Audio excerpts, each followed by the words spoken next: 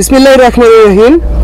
গোপন সংবাদের ভিত্তিতে গত 26 ফেব্রুয়ারি 2025 তারিখ বুধবার ভোররাতে কোস্টগার্ড দক্ষিণ জোন এবং র্যাবের সমন্বয়ে পটুয়াখালীর কুয়াকাটা সমুদ্র সৈকত সংলগ্ন জাওবন এলাকায় মাদকের বিরুদ্ধে একটি যৌথ অভিযান পরিচালনা করা হয়। অভিযানে উক্ত এলাকায় সন্দেহজনক কয়েকটি বস্তা তল্লাশি করে আনুমানিক 9 কোটি টাকার 3 লক্ষ পিস ইয়াবা জব্দ করা হয়।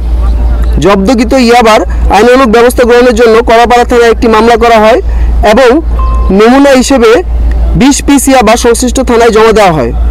পরবর্তীতে চিফ জুডিশিয়াল ম্যাজিস্ট্রেট পটুয়াখালী স্মারক নং 2841/5 তারিখ 10 এপ্রিল 2025 মোতাবেক কোস্টগার্ড দক্ষিণ জোনে রক্ষিত 2,99,980 পিস ইয়াবা ধ্বংসের নির্দেশনা প্রদান করা হয়।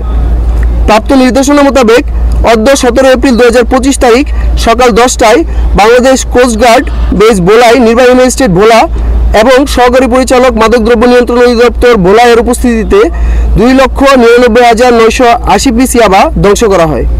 উক্ত কর্মকাণ্ডে অভিযানে অংশগ্রহণকারী র্যাব সদস্যবৃন্দ অংশগ্রহণ করেন।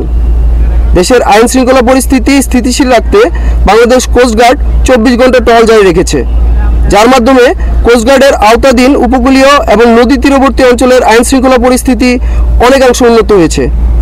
কোস্টগার্ড ভবিষ্যতে এ ধরনের অভিযান অব্যাহত রাখবে। আমি lieutenant Sabbir Ahmed, staff officer operation, Bangladesh coastguard দক্ষিণ জোন। ধন্যবাদ।